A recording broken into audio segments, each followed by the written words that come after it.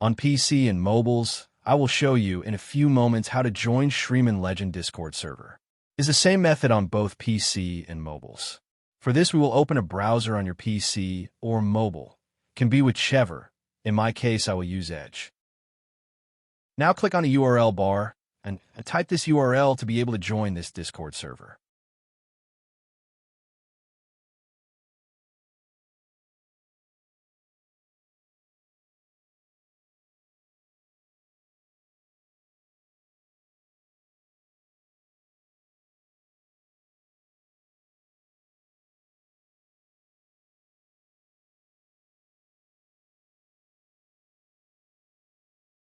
Doing this will automatically start your Discord application if you have it installed. Then click Join, and you will have access to the Discord server.